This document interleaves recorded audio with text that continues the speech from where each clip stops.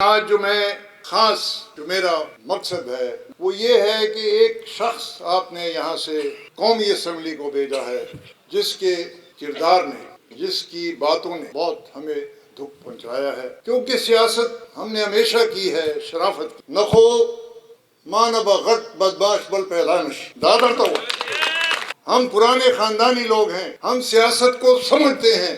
سیاست انسانیت ہے، خدمت ہے. ہم نے ان کو ایک برخوردار اپنا اس کو کامیاب کر کے ان کے حوالے کیا، کیونکہ ہم برادران اس بار پچھلے الیکشن میں نہیں لڑے، ہم نے حصہ نہیں لیا، لیکن ہم نے اپنے برخوردار ہشام انعام اللہ خان کو کھڑا کیا. اللہ تعالیٰ نے ان کو ایسے کامیابی دی کہ اتنے ووٹ میرے خیال میں جنوبی اضلاع میں صوبائی اسمبلی میں کسی اور نے نہیں تھے دیے. 38,000 ووٹ انہوں نے لیا اور ان کو وزیر بنایا، اور وزارت بھی ان کو ایسے دی جو کہ ڈپٹی چیف منسٹرشپ تھی. ہیلتھ سے بڑا محکمہ دوسرا نہیں ہے صوبائی کابینہ میں. لیکن اس کی کامیابی علی خان صاحب کو پسند نہیں آئی اور ان کے خلاف سازش سے کرتے رہے. تو کیا ہوا؟ یہ ہوا کہ ہماری ساری سیٹیں ہمارے اللہ تو قبر کیا تھا، 4 ہی سیٹیں اللہ تعالیٰ نے ہمیں دی. ہر سیٹ پہ ہم کامیاب ہوئے. شکست ہوئی اس کو بھی ہوئی، ساتھ JUI کو بھی.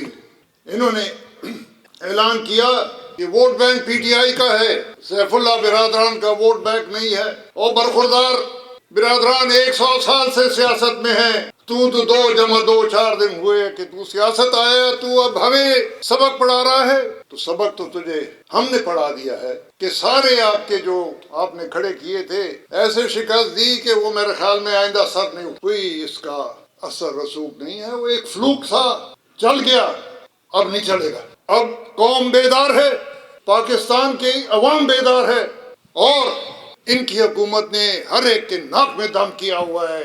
غریب کو تو ایسے غریب، اور کیا غریب ہوگا. جو مہنگائی کل پھر پڑ رہا تھا کہ 10 روپے پیٹرول اور بڑھا رہے ہیں، یہ کیسے چلے گا یہ نظام. تو مہربانی کریں کہ ایسی حکومت جس کو قوم سے محبت نہ ہو، جن کو یہ خیال ہی نہ آتا ہو کہ جی ہماری قوم غریب قوم ہے، ہمارا ملک غریب ملک ہے، یہ نہیں برداشت کر سکتے، یہ مہنگائی نہیں برداشت کر سکتے. خدا کچھ تو ان پر رحم کریں.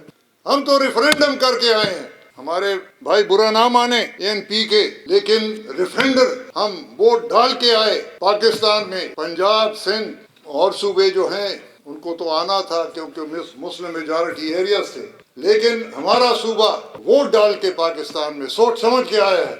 یہ پاکستان بنانے والے ہیں. قائد اعظم محمد علی جناح کے میرے والد صاحب، میرے ماموں صاحب، ان کے ساتھ کام کیا ہے.